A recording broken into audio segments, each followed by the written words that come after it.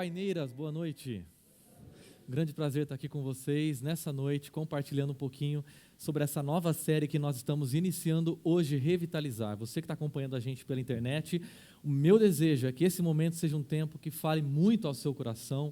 Você que ainda vai assistir essa mensagem, os nossos videosites que estão acompanhando a gente em Curitiba, Santos, e onde você estiver, você que ainda vai ouvir essa mensagem nas nossas plataformas do Spotify, eu quero que essa mensagem fale profundamente à sua mente e ao seu coração. E nós estamos falando desde o começo do ano sobre diversos temas que nos confrontam.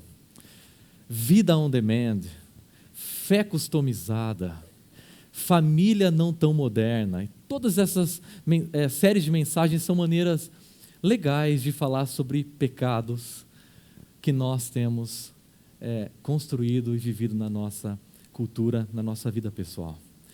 Mas depois a gente apanhar tanto, chegou uma hora que a nossa equipe pastoral olhou e falou: nós precisamos revitalizar. Nós estamos entrando no segundo semestre de 2019 e esse é o momento que a gente precisa reabastecer o nosso tanque, que já se encontra quase na reserva. Esse é o momento para a gente ter o nosso coração revitalizado diante das lutas, enfrentamentos e dificuldades que nós estamos vivendo ao longo desse ano. Eu, como pastor, tenho ouvido diversas pessoas falarem sobre crises existenciais que estão experimentando, depressão, ansiedade, burnout e assim por diante. Apenas na minha experiência pessoal, individual, nesse ano, no primeiro semestre desse ano, eu tive o conhecimento e até a proximidade de pessoas, de 3 pessoas que tentaram cometer suicídio. O que passa no coração, e no coração das pessoas próximas, no coração das famílias. Esse é o momento em que nós precisamos reabastecer o nosso coração. Eu gostaria de compartilhar com vocês o depoimento de um pastor desconhecido da gente, mas que com certeza reflete o que muitos corações já experimentaram ou estão experimentando hoje. Ele diz: sou um daqueles pastores que lutam com a depressão. Também sofro de hepatite C e, para ser honesto e dizer que ainda tenho difíceis episódios de depressão hoje. Comecei tomando uma pesada dose diária de interferon e depois de 4 meses a hepatite não era mais detectável. Comemoramos e prossegui no tratamento. Em setembro de 1999, fui informado que a hepatite havia retornado. Depois de 13 meses de tratamento, fiquei desolado. Nossa igreja começou uma campanha em 9 de setembro de 2001, 2 dias antes do 11 de setembro. Então, durante a fase de construção, um erro no orçamento e um aumento nos custos gerou uma dívida de $1 milhão. Fizemos uma segunda campanha para cobrir o rombo. Durante essa fase, um de meus amigos mais próximos morreu de câncer no pulmão. Comecei a pensar onde Deus estava nisso tudo. Eu evitava as pessoas, conseguia cumprir as principais tarefas do ministério, mas quando se tratava das questões de liderança, eu hesitava. Nesses momentos não tinha forças nem sequer para fazer uma ligação telefônica. Às vezes ficava tão deprimido que não conseguia me mover. Encostava o carro no meio-fio, ficava sentado ao volante, com o motor ligado, incapaz de desligá-lo. Estava tão desanimado que lutava constantemente contra pensamentos de morte. A família não obtinha muito de mim e eu me deitava bem cedo. Conseguia disfarçar muito bem, poucos sabiam o que estava acontecendo, ainda pregava bem, chegava a fazer brincadeiras para ter uma boa presença no palco. Contudo, havia uma crescente desconexão entre quem eu era no púlpito e quem eu era na vida privada. Certo dia, olhei para minha esposa e disse: estou com um problema e preciso fazer alguma coisa em relação a isso. Ela já sabia, estava preocupada. Conversamos sobre o que eu precisava fazer. Então eu tive que fazer o que sabíamos ser necessário. Muitos de nós estamos enfrentando crises existenciais, depressão, e pessoas, isso não é exclusivo de pessoas que se encontram em uma posição de destaque, porque homens e mulheres comuns, inclusive homens e mulheres cristãos, discípulos de Jesus, não estão imunes ao sofrimento. Alguns exemplos? Essa oração que diz: cansei-me de pedir socorro, minha garganta se abrasa, meus olhos fraquejam de tanto esperar pelo meu Deus. Sabe quem fez essa oração? O rei Davi. Uma outra oração: se é assim que vais me tratar, mata-me agora mesmo. Sabe quem fez essa oração? Moisés.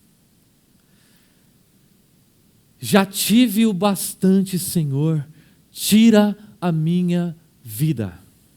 Uma oração feita por um dos maiores profetas do Antigo Testamento, Elias. Sinto desprezo pela minha vida, não vou viver para sempre, deixa-me, pois os meus dias não têm sentido. Oração de Jó. Disseram que Deus me ama, ainda assim a realidade das trevas, da frieza e do vazio é tão grande que nada toca a minha alma. Madre Teresa de Calcutá. Sou agora o mais miserável dos homens viventes.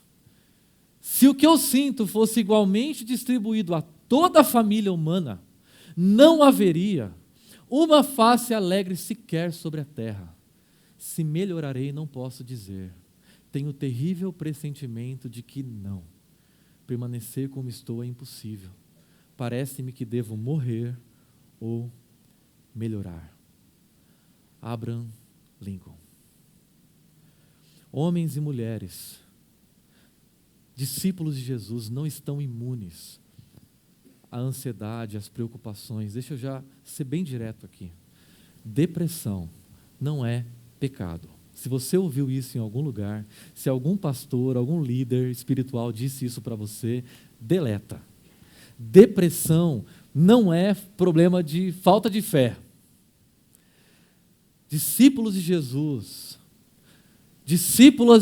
não estão imunes ao sofrimento, às dores e às preocupações dessa vida. Por isso eu gostaria de perguntar para você: qual é a sua preocupação, a sua grande ansiedade, a sua grande crise nesse momento da sua vida? O que tem sugado as suas energias? O que tem drenado a sua paixão, as suas forças? Preocupações sobre o futuro, dívidas, conta no vermelho, saúde, doenças, câncer, alguma cirurgia, finanças, dívidas, decisões para tomar, filhos, o futuro dos filhos, a saúde dos filhos, casamento. Um casamento se desfacelando, se desfazendo, desemprego, ou se não trabalho, pressões, chefes, clientes, agenda. O que tem ocupado o seu coração? O que tem excedido a conta no seu coração? Sabe por quê? Porque alguém já disse que culpa é o excesso de passado. Estresse é o excesso de presente. Ansiedade é o excesso de futuro. De alguma maneira, lidar com o tempo de maneira excessiva, de maneira desordenada, de maneira desarmônica, tem nos afetado. Essa série usa a imagem do violão, como se cada um de nós fôssemos um violão. E o violão possui cordas. Se uma ou mais cordas está desafinada, toda a harmonia fica prejudicada. Harmonia é a combinação de sons simultâneos.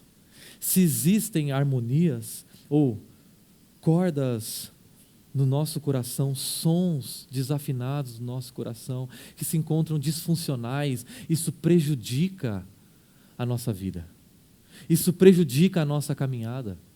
E eu gostaria de tratar desse tema com muito respeito, transparência, porque uma reportagem saiu nesse mês de julho passado, pela Veja, dizendo que pesquisa indica que 86% dos brasileiros, 86%, tem algum transtorno mental.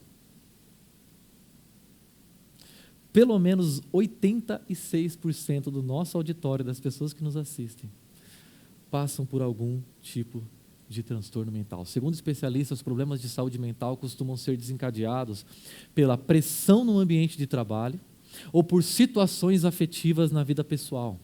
O Brasil é a nação, segundo a OMS, a Organização Mundial da Saúde, a nação que mais tem ansiosos do mundo.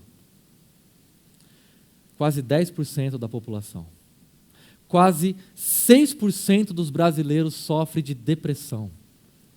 30% dos profissionais brasileiros sofrem de síndrome de burnout, que é a consequência do acúmulo de estresse, esgotamento pelo trabalho. De acordo com a psicóloga Heloísa Caiubi, esses números são reflexos da realidade que nós vivemos, porque ela diz: o mundo está difícil, rápido, cheio de mudanças, e muitas vezes não temos tempo sequer de assimilar uma mudança e já vem outra. Isso causa uma angústia tremenda, porque as pessoas não conseguem dar conta.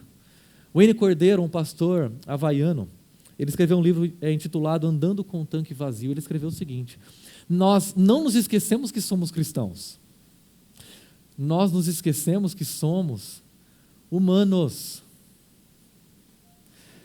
Nós somos seres humanos.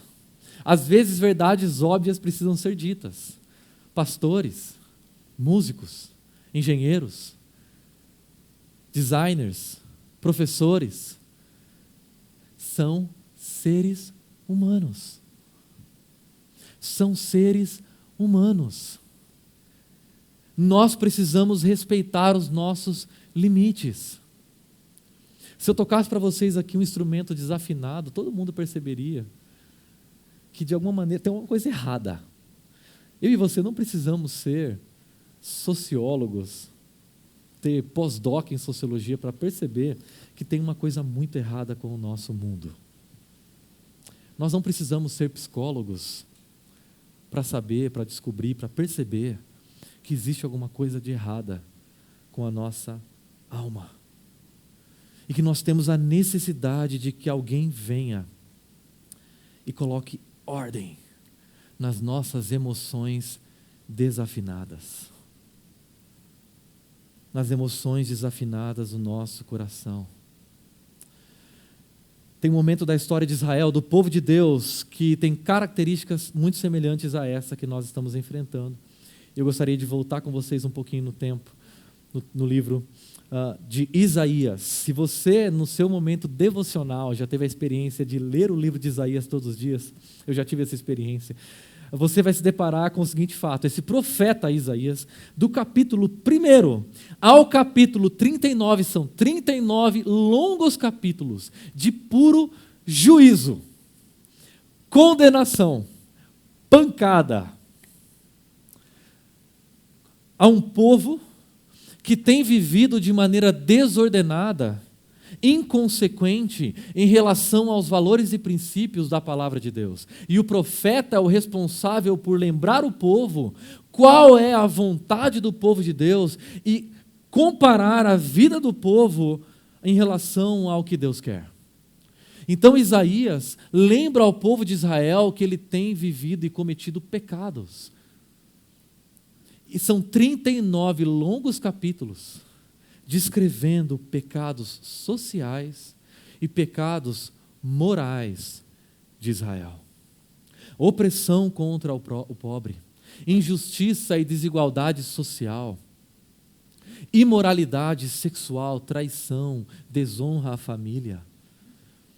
E no final desse capítulo 39, a gente encontra o seguinte texto: então Isaías disse ao rei Ezequias: Rei Ezequias, ouça a palavra do Senhor dos Exércitos. Um dia, tudo que há em seu palácio, rei Ezequias, bem como tudo que os seus antepassados acumularam até hoje, você pode ler comigo que está em destaque? Será para a Babilônia. Nada ficará, diz o Senhor. E alguns de seus próprios descendentes serão levados e se tornarão eunucos no palácio do rei da Babilônia. Esse trono de Israel vai ficar vazio.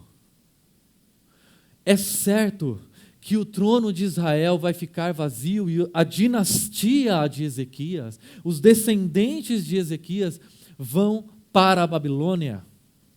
Os utensílios, bens e propriedades de um palácio luxuoso irão para a Babilônia.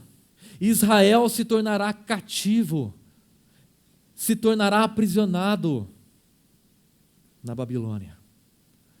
E quando nós viramos a página da nossa Bíblia ou avançamos no nosso aplicativo para o capítulo 40, 70 anos se passaram. 70 anos desde que essa palavra de Isaías, do profeta Isaías, foi dada ao rei Ezequias. 70 anos de opressão, 70 anos distante da terra. Aquela geração que havia partido já morrera. E uma nova geração nasce numa terra estrangeira, convivendo com deuses babilônios, tendo o Deus dos seus pais apenas como uma memória antiga, remota, crendo que esses deuses babilônios com os quais eles convivem são mais reais e poderosos do que o Deus que revelou aos seus antepassados. Deus se esqueceu de nós. É o refrão que ecoa no coração de Israel. Uma nação cujas emoções estão cativas. O reformador João Calvino disse exatamente isso. Quando pesados problemas permanecem em cima de nós por um longo tempo, sem que haja nenhum sinal de ajuda divina, este pensamento não deixa de rondar a nossa mente. Deus se esqueceu de mim. Israel enfrentava uma longa noite escura. E se eu e você enfrentamos longas noites escuras, nós começamos a acreditar na mentira de que Deus se esqueceu de nós. E nós começamos a tentar construir maneiras de resolver os nossos problemas a partir da nossa própria perspectiva. Criamos os nossos próprios salvadores, deuses funcionais, para resolver o nosso problema. É nesse contexto de crise existencial, emocional, de depressão nacional que Israel enfrenta na Babilônia, terra do esquecimento, que Deus lembra Israel que revitalizar a vida é saber que o rei da história vem.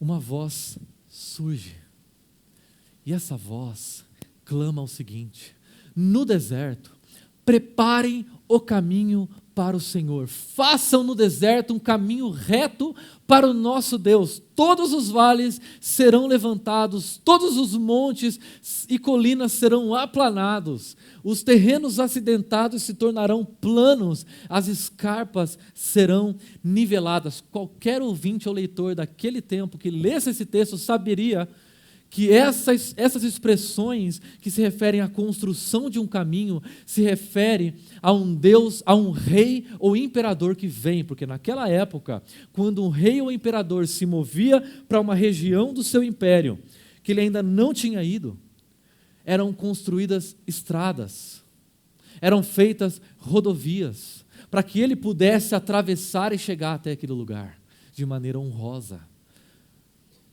Aplanar, limpar, fazer um caminho para que um rei venha. Sabe o que isso significa? Que o trono de Israel pode estar vazio, mas o trono da história não está. O trono da história continua ocupado, e esse Deus é um Deus que resolveu se levantar do trono da história e se direcionar em direção a Israel. Se direcionar em direção a um povo, ir em direção a um povo que sofre com a crença, com a narrativa arraigada no seu coração de que Deus se esqueceu dele.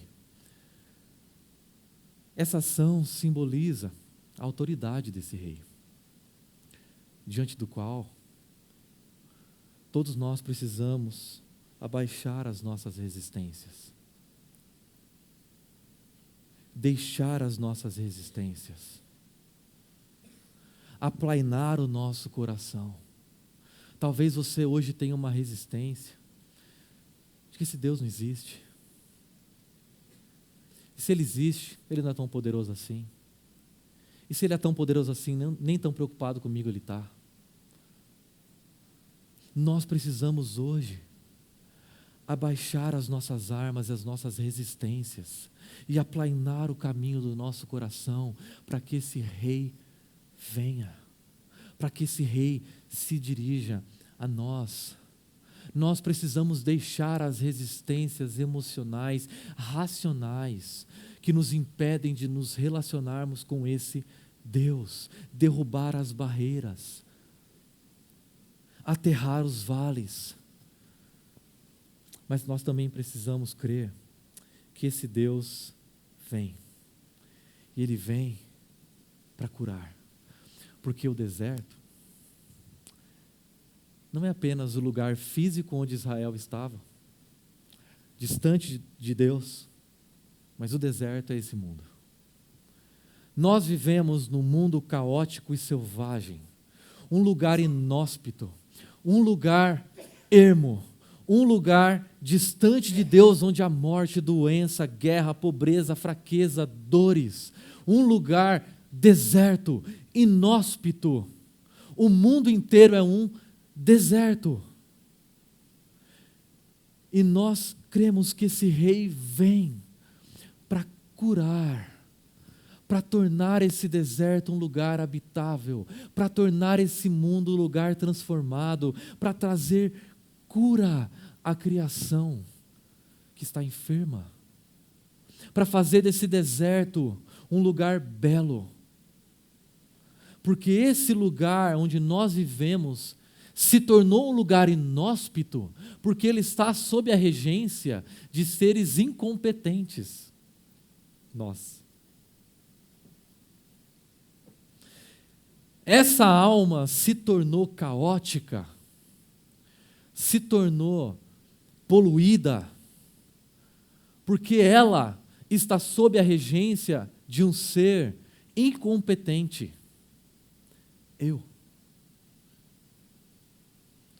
Nós precisamos que o rei venha para nos curar. Nós precisamos que o rei venha para transformar.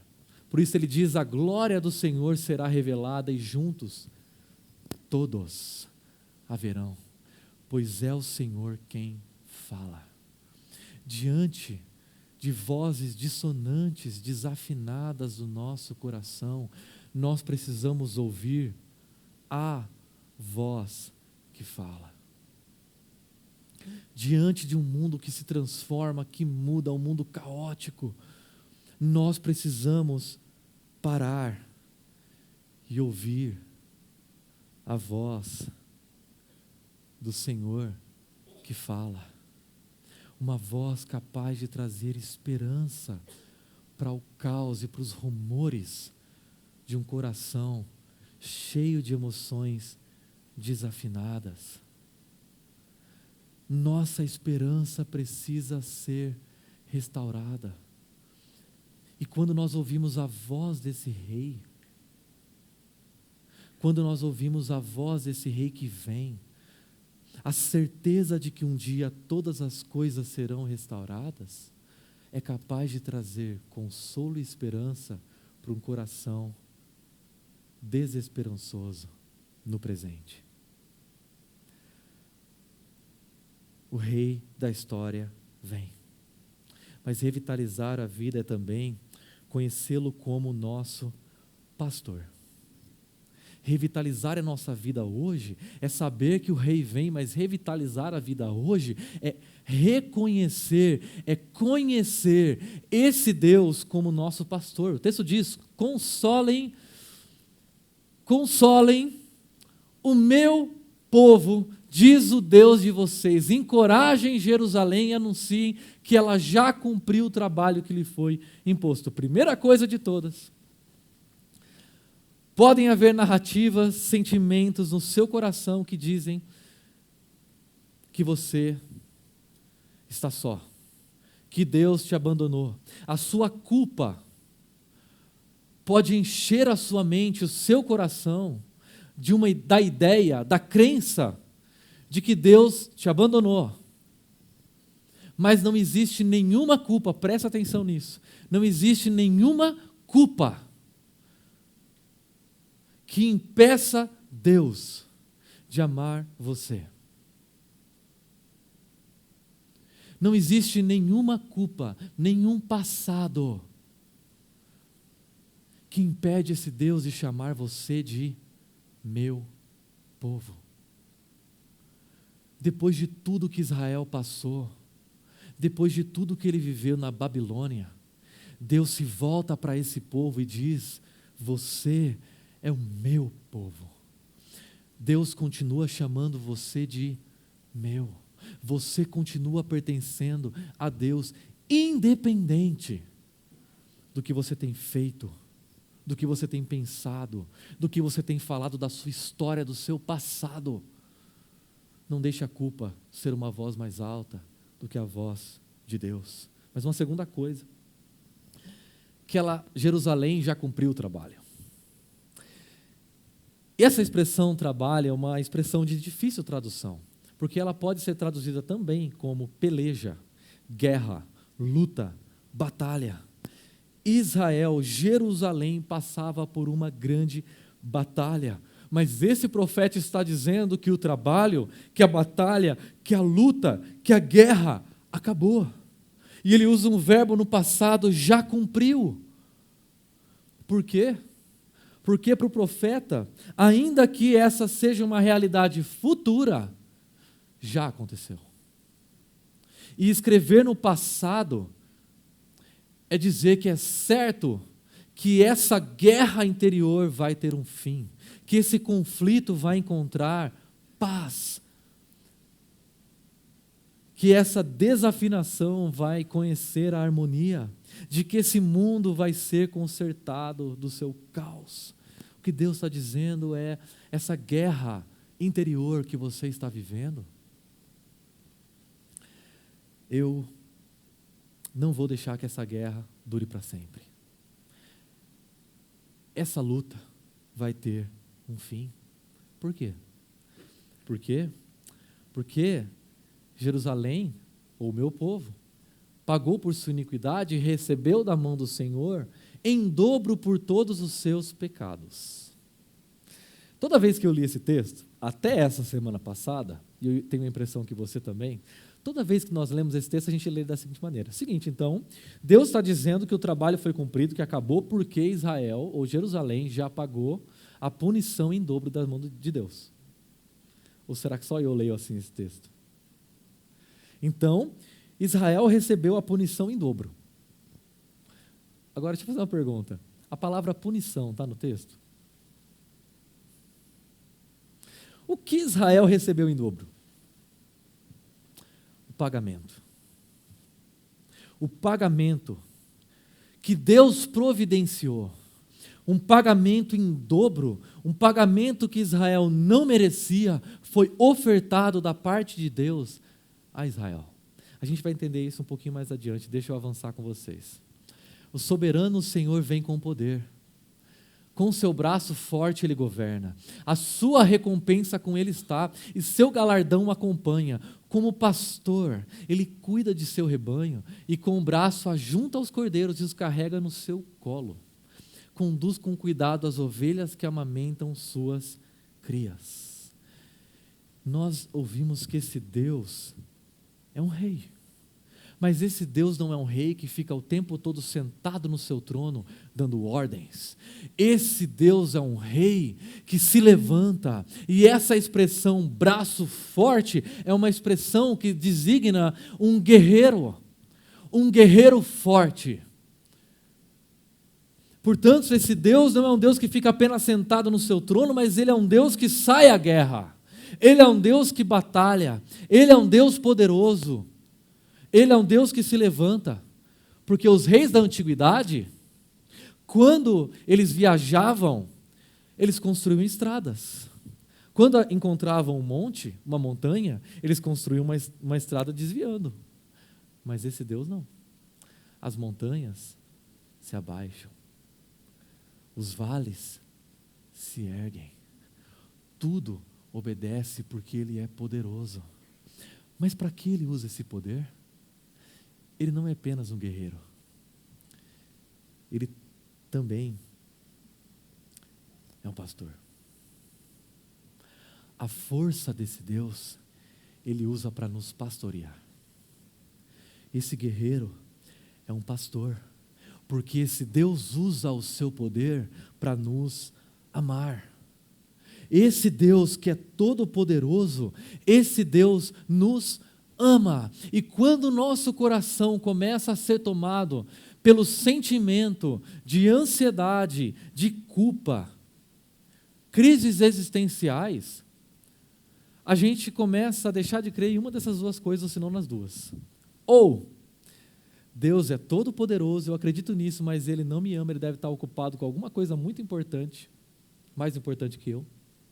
Ou esse Deus me ama muito, me ama demais, mas Ele está se esforçando para tentar fazer alguma coisa. Ele não tem poder suficiente. Dizer que esse rei é um guerreiro poderoso e Ele usa esse poder para nos amar, é dizer que o amor dEle e o poder dEle são reais. Por isso, não duvide da realeza desse Deus, não duvide da realidade desse Deus. Mas agora eu gostaria de partir para uma outra questão que nesse texto, numa primeira leitura, a gente também confunde. O texto diz o seguinte, na terceira linha: a sua recompensa com Ele está. Perceba que o texto não está mais falando de Jerusalém. Ele diz: o Senhor vem com poder, o soberano rei, e com o seu braço forte Ele governa, e a sua recompensa com Ele está. A recompensa de quem? Numa primeira leitura, eu acreditaria que ele está falando da recompensa de Jerusalém, mas não é. Não é a recompensa do povo. De quem é a recompensa que esse guerreiro traz no colo? A sua recompensa. A recompensa é de Deus. Agora, a grande pergunta que não quer calar, a pergunta que vale $1 milhão. O que poderia recompensar Deus? O que nesse mundo nós poderíamos dar para esse guerreiro que vence, de maneira que ele olhasse e dissesse: como eu sou rico, que presente, como presentear uma pessoa rica, como presentear alguém rico? O texto vai responder. Ele diz: quem mediu as águas na concha da mão, ou com o palmo definiu os limites dos céus? Quem jamais calculou o peso da terra, ou pesou os montes na balança e as colinas nos seus pratos? Deus é o arquiteto, é o construtor e o dono do universo. Os oceanos, rios e lagos cabem na conchinha da mão de Deus. Todas as areias das praias, dos desertos, são colocados por Ele numa balança. Ele mede o universo com a palma da sua mão. Ele se assenta no seu trono, acima da cúpula da terra, cujos habitantes são pequenos como gafanhotos, seres humanos tentando devorar alguma coisa para sobreviver, seres humanos tentando encontrar o seu lugar nesse mundo e se satisfazer, mas Ele estende os céus como um forro e os arma como uma tenda para neles habitar. Ergam os olhos, tire os olhos da sua dor, tire os olhos da sua ansiedade, tire os olhos da sua crise, tire os olhos de você, erga os olhos e olhe para as alturas. Quem criou tudo isso?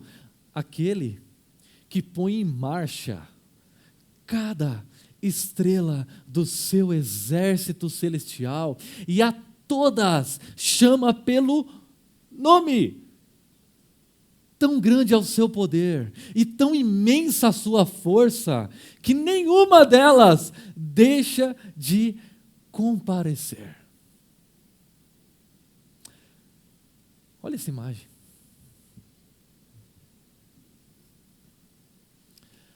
Essa imagem que você está vendo foi tirada por um telescópio chamado Celular do Lucão. É um jovem que estava com a gente lá na viagem missionária.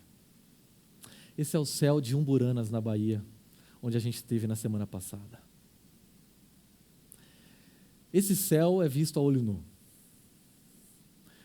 Um céu que pode ser visto sem a poluição e o caos de uma cidade como a gente vive. Sem a luz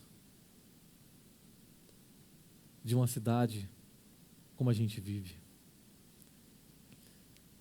Esse céu, com estrelas incontáveis, pode acender a luz, obrigado.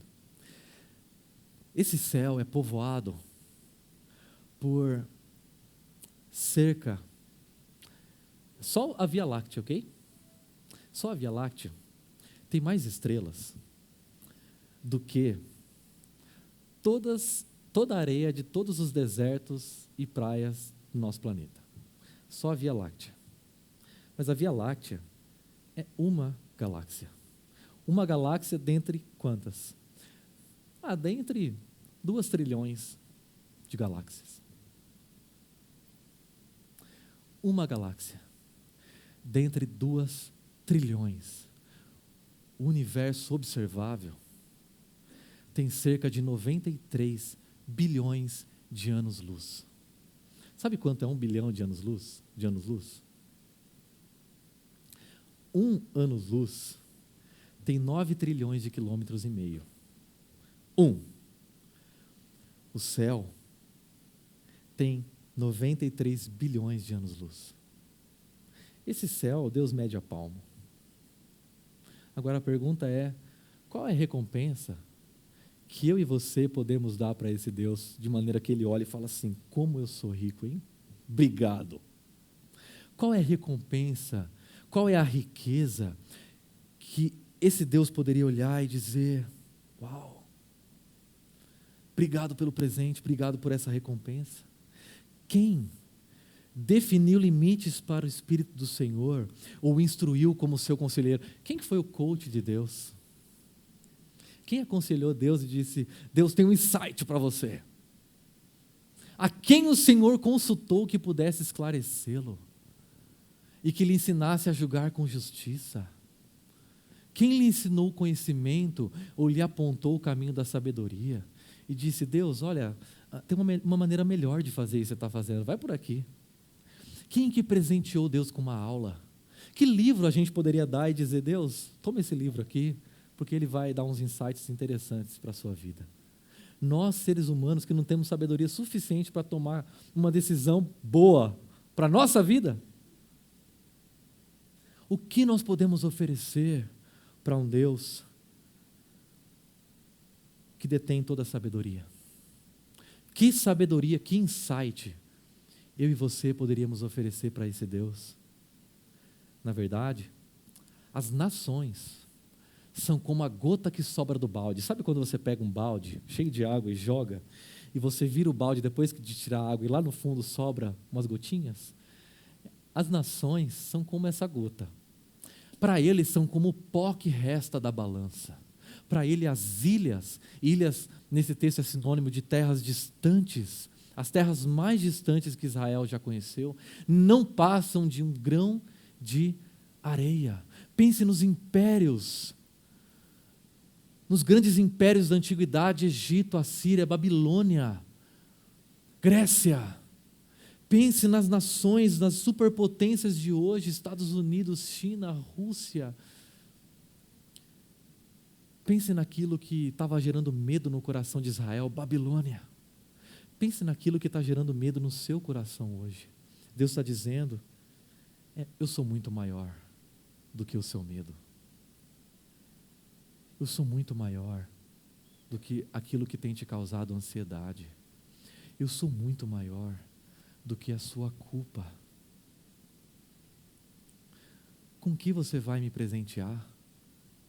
Será que se Deus fosse eleito rei de algumas nações, ele se sentiria poderoso? Se todas as nações para ele são como a gota que sobra do balde, como a poeira que sobra na balança, como um grão de areia sobre o qual a gente pisa e nem percebe. Qual é o poder, qual é a riqueza, qual é a sabedoria com os quais Deus poderia ser recompensado, para o que ele poderia olhar e dizer: isso é a minha joia, isso é a minha riqueza, isso é precioso para mim? O texto responde. Sabe o que ele diz? Nós, eu e você, somos a recompensa de Deus. Deus olhou para todo esse universo, Deus olhou para todas as nações, Deus olhou para toda a sabedoria e ele disse: tem algo que eu estimo, meu povo. Eu amo, você é a minha riqueza. As estrelas, montanhas, nações não são nada comparado ao valor que eu dou para você. Sabe por quê? Porque numa noite escura, Jesus disse assim para Pedro: Pedro, larga essa espada, essa lamentável ideia de poder que você está carregando, larga. Sabe por quê? Porque se nesse momento esses soldados romanos que estão me prendendo, se eu quisesse que eles morressem, eu estralaria o meu dedo e eles morreriam. Se eu quisesse, eu ligaria para o meu pai e diria: pai, envia aí uns anjinhos aí, dos menores, não precisa ser grande não. Pedro, larga essa espada, porque você está tentando obter algo que você não vai conseguir conquistar pelo poder. Sabe por quê? Porque eu tenho majestade suficiente para ser manso. Eu tenho poder suficiente para amar. Eu dou a minha vida pelas minhas ovelhas. Como no mundo, como isso é possível? Como é possível um Deus que possui todas as coisas nos amar dessa maneira? Esse Jesus é quem nos deu o dobro em recompensa, ou que nos deu o pagamento em dobro. O texto diz que Jerusalém recebeu em dobro por seus pecados. Sabe por quê? Porque em 2 Coríntios 5 está escrito assim: Deus tornou pecado por nós aquele que não tinha pecado, Jesus, para que nele nos tornássemos justiça de Deus. Sabe como funciona esse pagamento duplo? Jesus não apenas morreu a nossa morte, Jesus viveu a nossa vida. Jesus é o ser humano, é a pessoa mais preciosa desse universo. Ele morreu e viveu por nós, para que nós pudéssemos nos tornar preciosos para Deus. Hoje, quando Deus olha para mim e para você, Ele vê Jesus. Ele vê a pessoa mais valiosa desse cosmos, quando Ele olha para mim e para você. Em outras palavras, eu e você não fomos apenas perdoados por Deus. Eu e você somos aceitos por Ele. Jesus Cristo é esse guerreiro, pastor, que vem até nós. Por isso, por último, revitalizar a vida é nós esperarmos no Senhor. Por quê? Porque Deus é Ele que fortalece o cansado e dá grande vigor àquele que está sem forças. Até os jovens se cansam e ficam exaustos, e os moços tropeçam e caem. Mas aqueles que esperam no Senhor renovam as suas forças, voam alto como águias, correm e não ficam exaustos, andam e não se cansam. O que esse texto está dizendo é: ninguém está imune ao sofrimento e à dor. Todos ficamos cansados, todos ficamos exauridos, todos ficamos exaustos. Os mais brilhantes fracassam. As melhores pessoas que você viu na sua vida falham. Mas esperar no Senhor é uma boa ideia. Porque quando nós olhamos para nós e não negamos a nossa dor e o nosso sofrimento, mas colocamos diante do Senhor, nós encontramos força para correr. Esperar no Senhor significa obedecer. Por quê?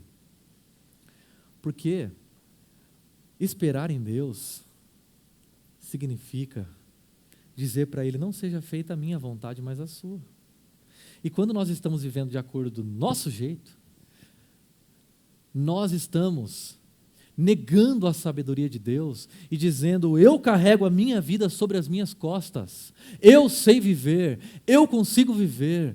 Esperar é obedecer, porque esperar significa colocar sobre Deus a propriedade da nossa vida. Quando eu e você desobedecemos, nós estamos tomando para nós a propriedade sobre a nossa vida. Obediência significa: eu entrego para o Senhor, eu entrego para Deus a minha vida, porque ela é muito pesada para eu carregar. Eu não tenho sabedoria suficiente para tomar decisões. Eu preciso da sabedoria do Criador. Mas esperar também significa descansar.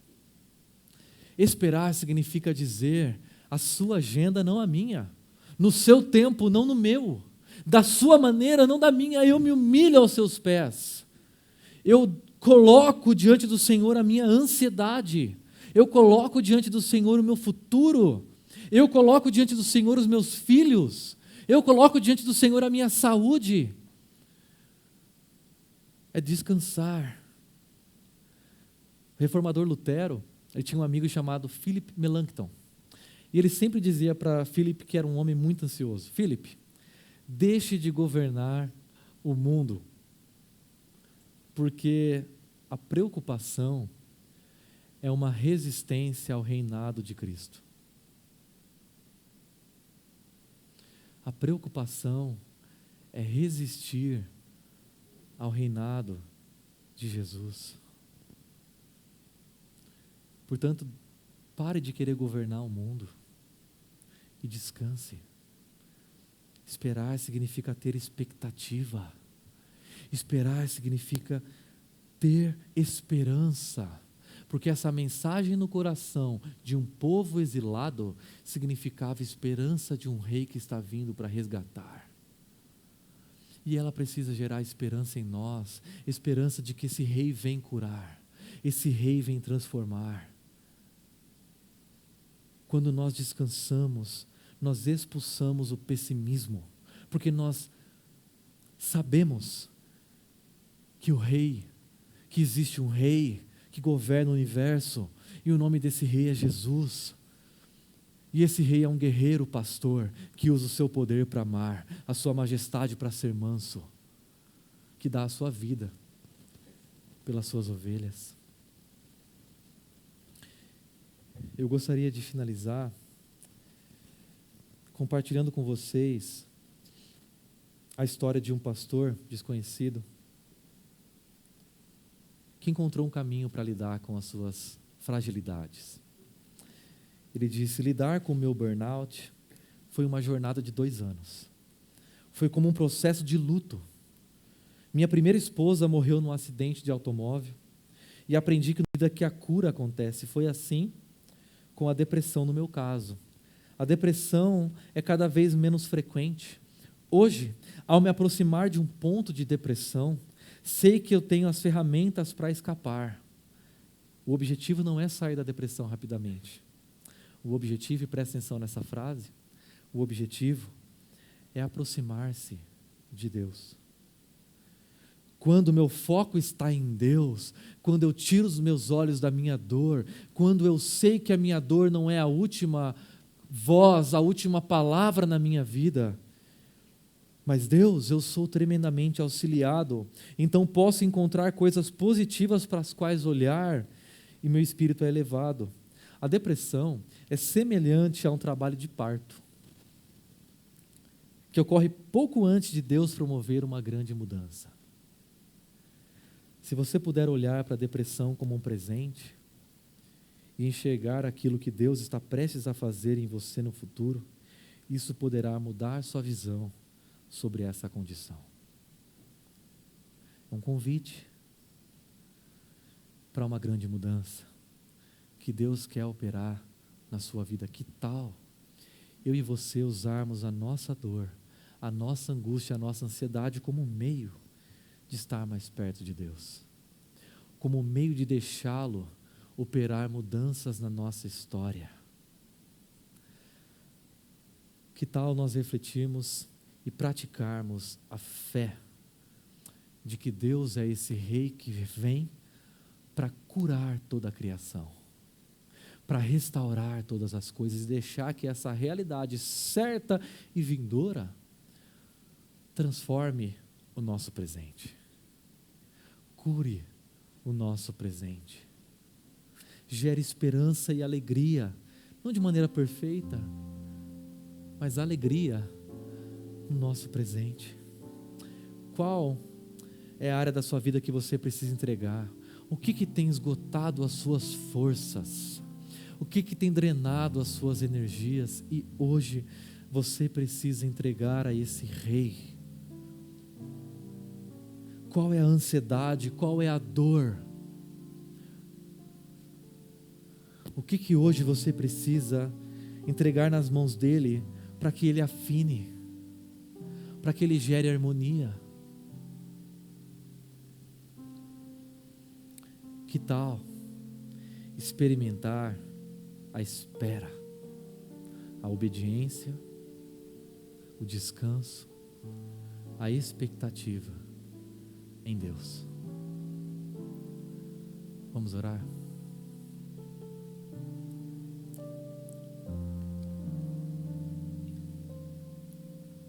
Deus, nós cremos que o Senhor é o Rei que ocupa o trono do universo, o trono da nossa história, o Rei que se levantou na pessoa de Jesus e veio para guerrear e que venceu, um Rei que tem poder suficiente para amar, que dá a sua vida pelas ovelhas, que naquela cruz enfrentou a maior das batalhas, que um dia colocará fim na guerra que nós estamos enfrentando hoje, que transformará esse deserto, esse caos, em um lugar habitável. Não deixe que o nosso caos, que a nossa poluição nos impeça de olhar para o Senhor, de erguer os nossos olhos e enxergar a sua realeza. Não deixe que as vozes dissonantes do nosso coração, que as vozes dissonantes da nossa cultura nos impeçam de ouvir a voz mais importante, que é a voz do Senhor. Que nós possamos ouvir e essa voz nos guie como a voz de um pastor guia as suas ovelhas. Que nós nos sintamos carregados nos braços, ouvindo as batidas do coração desse pastor que nos ama. Deus, conduz as nossas vidas de maneira diferente de nós, mas conduz as nossas vidas com a sabedoria do Senhor e nos ajude a descansar nos teus braços. em nome de Jesus, o nosso pastor. Amém.